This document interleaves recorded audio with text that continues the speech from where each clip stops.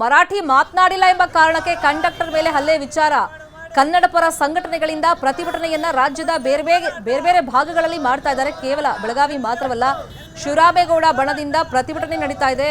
ಕೊಪ್ಪಳದ ಅಶೋಕ ವೃತ್ತದಲ್ಲಿ ಪ್ರತಿಭಟನೆಯನ್ನ ಮಾಡಲಾಗಿದೆ. ಮರಾಠಿ ಪುಂಡರಿಗೆ ಶಿಕ್ಷೆ ಆಗಬೇಕು ಅನ್ನೋ ಆಗ್ರಹವನ್ನ ಕರವೇ ಕಾರ್ಯಕರ್ತರು ಮಾಡಿದ್ದಾರೆ.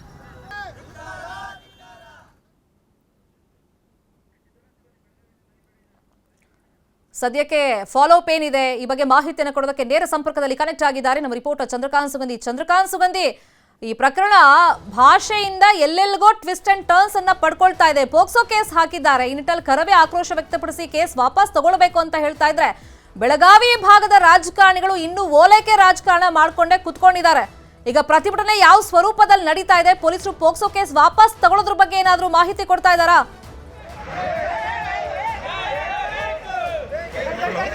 ಶರ್ಮಿತಾ ಶೆಟ್ಟಿ, ನಾನೀಗ ಬೆಳಗಾವಿಯ ಮಾರಿಹಾಳ ಪೊಲೀಸ್ ಠಾಣೆಯಲ್ಲಿ ನೋಡಬಹುದು. ಇಲ್ಲಿ ಮಹಿಳೆಯನ್ನ ಪೊಲೀಸರು ಕಾರಣಕ್ಕಾಗಿ ಅವರನ್ನ ವಶಕ್ಕೆ ಪಡೆಯಕ್ಕೆ ಇಷ್ಟೊತ್ತು ತಡವಾಗಿರ್ತಕ್ಕಂಥದ್ದು. ಕರವೇ ನಾರಾಯಣಗೌಡ ಬಣದ ದೀಪಕ್ ಗುಡುಗನಟ್ಟಿ ಸೇರಿದಂತೆ 20ಕ್ಕೂ ಹೆಚ್ಚು ಜನರನ್ನ ಸದ್ಯ ವಶಕ್ಕೆ ಪಡೆಯಲಾಗಿರ್ತಕ್ಕಂಥದ್ದು. ಈಗ ಆಯಿಷಾ ಸನದಿಯನ್ನ ವಶಕ್ಕೆ ಪಡೆಯಕ್ಕೆ ಪೊಲೀಸರು ಹರಸಾಹಸವನ್ನ ಪಡ್ತಾ ಇದ್ದಾರೆ. ಏನು ಠಾಣೆ ಬಳಿ ನೂಕಾಟ ತಳಾಟ ನಡೆದಿರ್ತಕ್ಕಂಥದ್ದು. ಪೋಸ್ಕೋ ಕೇಸ್ ವಾಪಸ್ ಪಡಿಬೇಕು ಅಂತ ಹೇಳಿ ಕರವೇ ನಾರಾಯಣಗೌಡ ಬಣದ ಹೋರಾಟಗಾರರು ಏನು ಠಾಣೆಗೆ ಮುತ್ತಿಗೆ ಹಾಕಿರ್ತಕ್ಕಂಥದ್ದು. ಈ ಸಂದರ್ಭದಲ್ಲಿ ತಳ್ಳಾಟ ನೂಕಾಟಗಳು ಆರಂಭವಾಗಿವೆ. ಏನು ಪ್ರಮುಖವಾಗಿ ನಿನ್ನೆ ಏನು ಕಂಡಕ್ಟರ್ ಮೇಲೆ ಇವತ್ತು ಈಗ ಹೋರಾಟಗಾರರು ತಮ್ಮ ಆಕ್ರೋಶ ವ್ಯಕ್ತಪಡಿಸ್ತಾ ಇದ್ದಾರೆ. ಈ ಕಂಡಕ್ಟರ್ ಮೇಲೆ ಪೋಸ್ಕೋ ಕೇಸ್ ಹಾಕಿದ್ದು ಎಷ್ಟು ಸರಿ ಏನು ವ್ಯಕ್ತಪಡಿಸ್ತೀವಿ. ಪೊಲೀಸ್ ಅಧಿಕಾರಿಗಳು ಈ ರೀತಿ ಪೋಸ್ಕೋ ಕೇಸನ್ನ ಹಾಕಬಾರದಿತ್ತು. ಕಂಡಕ್ಟರ್ ಮೇಲೆ ಹಾಕಿರುವುದಂತೂ ತಪ್ಪು. ಪೊಲೀಸ್ ಅಧಿಕಾರಿ ಸಸ್ಪೆಂಡ್ ಆಗಬೇಕು.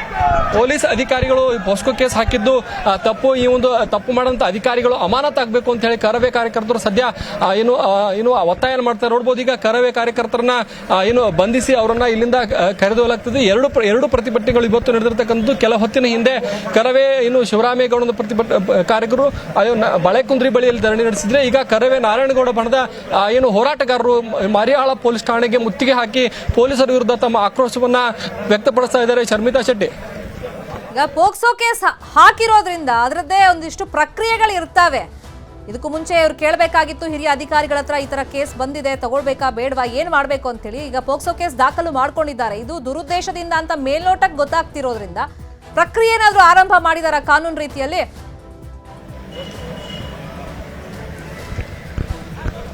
ಶರ್ಮಿತಾ ಶೆಟ್ಟಿ, ಬೆಳಗ್ಗೆಯಿಂದಲೂ ಕೂಡ ಇವತ್ತು ಪ್ರತಿಭಟನೆ ಆಗಿರೋದ್ರಿಂದ ಯಾವುದೇ ಇನ್ನು ಇದು ಮಾಡಿಲ್ಲ. ಈ ನೋಡಬಹುದು, ಇದು ಮಾರಿಹಾಳ ಪೊಲೀಸ್ ಠಾಣೆ. ನಿನ್ನೆ ಈ ಒಂದು ಎಲ್ಲ ಘಟನೆಗೆ ಕಾರಣವಾಗಿರ್ತಕ್ಕಂಥ ಬಸ್ ಕೂಡ ಇಲ್ಲೇ ಇರತಕ್ಕಂಥದ್ದು. ಬಸ್ ಅನ್ನು ಕೂಡ ಚಾಲಕ ಮತ್ತು ನಿರ್ವಾಹಕರು ನಿನ್ನೆ ಇಲ್ಲೇ ಬಿಟ್ಟು ಹೋಗಿದ್ರು. ಆ ಬಸ್ ಸಹ ಇಲ್ಲೇ ಇದೆ. ಹೀಗಾಗಿ ಏನು ಅಂತಂದ್ರೆ ನಿನ್ನೆಯಿಂದಲೂ ಕೂಡ ಪ್ರತಿಭಟನೆಗಳು ಆರಂಭವಾಗಿರ್ತಕ್ಕಂಥದ್ದು. ಮೊದಲು ಏನು ನಿರ್ವಾಹಕನ ಮೇಲಿನ ಈ ಹಲ್ಲೆ ಏನಿದೆ ಇದಕ್ಕೆ ಆಕ್ರೋಶವನ್ನು ವ್ಯಕ್ತಪಡಿಸಿದ್ರು. ನಿನ್ನೆ ಕರವೇ ಮುಖಂಡರೆಲ್ಲರೂ ಕೂಡ ಆರೋಪಿಗಳ ವಿರುದ್ಧ ಕಠಿಣ ಕ್ರಮಕ್ಕೆ ಆಗ್ರಹಿಸಿ ಪೊಲೀಸ್ ಠಾಣೆಗೆ ಅಂದ್ರೆ ನಿನ್ನೆ ಬಿಮ್ಸ್ ಆಸ್ಪತ್ರೆಗೆ ಬಂದಿದ್ರು. ಬಳಿಕ ಏನಂದ್ರೆ ಎಚ್ಚಂತ ಪೊಲೀಸರು ನಿನ್ನೆ 3-4 ಜನರ ಬಂಧಿಸಿದ್ರು. ಅದರಲ್ಲೂ ಕೂಡ ಒಬ್ಬ ಕಾನೂನು ಸಂಘರ್ಷಕ್ಕೆ ಒಳಗಾದ ಬಾಲಕ ಕೂಡ ಅದರಲ್ಲಿ ಇರ್ತಕ್ಕಂಥದ್ದು. 3 ಜನರನ್ನ ರಾತ್ರಿನೇ ಬೆಳಗಾವಿ ಹಿಂಡಲ್ಗಾ ಜೈಲಿಗೆ ಕಳಿಸಿದೆ. ಬೆಳಿಗ್ಗೆ ಇವತ್ತು 2-3 ಸಂಘಟನೆಗಳಿಂದ ವಿಭಿನ್ನ ರೀತಿಯಲ್ಲಿ ಪ್ರತಿಭಟನೆ ನಡೆದಿದೆ. ಈ ನಡುವೆ ಏನು ಕಂಡಕ್ಟರ್ ಮಹದೇವ್ ಹುಕ್ಕೇರಿ ಮೇಲೆ ಪೋಸ್ಕೋ ಕೇಸ್ ಹಾಕಿದ್ದು ಸಾಕಷ್ಟು ಆಕ್ರೋಶಕ್ಕೆ ಕಾರಣವಾಗಿರ್ತಕ್ಕಂಥದ್ದು.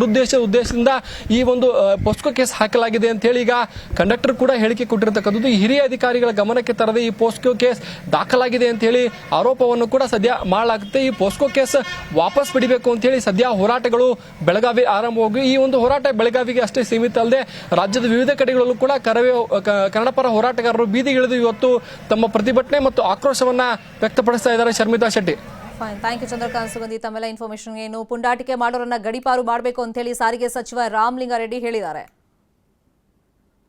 ಕಂಡಕ್ಟರ್ ಮೇಲೆ ಮರಾಠಿಗರಿಂದ ಹಲ್ಲೆ ಪ್ರಕರಣಕ್ಕೆ ಸಂಬಂಧಪಟ್ಟಂತೆ ಒಂದ್ ಕಡೆ ಕರವೇ ವಿವಿಧ ಬಣಗಳಿಂದ ಪ್ರತಿಭಟನೆಯನ್ನ ಕಾರ್ಯಕರ್ತರು ಮಾಡ್ತಾ ಇದ್ದಾರೆ. ಫಸ್ಟ್ ಈಗ ಕೇಳ್ತಿರೋದವರು ಪೋಕ್ಸೋ ಕೇಸನ್ನ ಹಿಂಪಡಿಬೇಕು, ಇವರು ಭಾಷೆ ವಿಷಯಕ್ಕೆ ಗಲಾಟೆ ಆಗಿದ್ದನ್ನ ಇನ್ಯಾವುದೋ ಪ್ರಕರಣ ಟ್ವಿಸ್ಟ್ ಮಾಡ್ಕೊಳ್ತಾ ಇದ್ದಾರೆ ಅಂತ ಪೊಲೀಸರ ಮೇಲಿನ ಆಕ್ರೋಶ ವ್ಯಕ್ತವಾಗ್ತಿದೆ.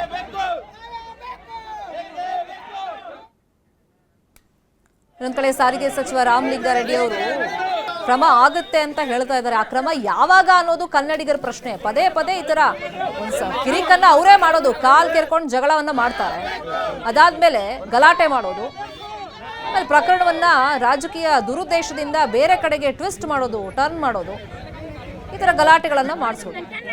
ಪ್ರತಿ ಬಾರಿ ಇಂಥದ್ದಾಗ್ತಾ ಇದೆ. ನಮ್ಮ ಸರ್ಕಾರದಿಂದ ಕಠಿಣ ಕ್ರಮ ಯಾವಾಗ, ಕಠಿಣವಾಗಿ ಒಂದು ಎಚ್ಚರಿಕೆ ಕೊಡಬೇಕು ಅನ್ನೋ ಆಗ್ರಹಗಳನ್ನು ವಿವಿಧ ಕನ್ನಡ ಪರ ಸಂಘಟನೆಯವರು ಇಂತಹ ಘಟನೆಗಳಾದಾಗ ಕ್ರಮಕ್ಕೆ ಆಗಲೇಬೇಕು ಅಂತ ಹೇಳಿ ಆಗ್ರಹವನ್ನ ಮಾಡ್ತಾ ಇದ್ದಾರೆ. ಆದರೆ ಬೆಳಗಾವಿ ಭಾಗದಲ್ಲಿ ಇನ್ನೂ ಓಲೈಕೆ ರಾಜಕಾರಣ, ಯಾಕಂದ್ರೆ ಮತ ಬ್ಯಾಂಕ್ ಬೇಕಲ್ಲ, ಮರಾಠಿಗರ ಓಟು ನಿರ್ಣಾಯಕ ಅಲ್ವಾ. ಆ ನಿಟ್ಟಿನಲ್ಲಿ ರಾಜಕಾರಣಿಗಳು ಆ ಭಾಗದಲ್ಲಿ ಕಠಿಣ ಕ್ರಮದ ಬಗ್ಗೆ ಮಾತಾಡಲ್ಲ, ಎಚ್ಚರಿಕೆ ಕೊಡುವಂತ ಪ್ರಯತ್ನಗಳೂ ಆಗಲ್ಲ. ಕಾನೂನು ರೀತಿಯಲ್ಲಿ ಕ್ರಮ ಆಗುತ್ತೆ, ನೋಡೋಣ, ಪೊಲೀಸರು ತನಿಖೆ ಮಾಡ್ತಾ ಇದ್ದಾರೆ. ಆಗಲೇ ಸತೀಶ್ ಜಾರಕಿಹೊಳಿ ಹಂಗೆ ಮಾತಾಡೋರು. ಆದರೆ ರಾಮಲಿಂಗಾರೆಡ್ಡಿ ಅವರು ಕಠಿಣ ಕ್ರಮದ ಎಚ್ಚರಿಕೆಯನ್ನ ಕೊಟ್ಟಿದ್ದಾರೆ.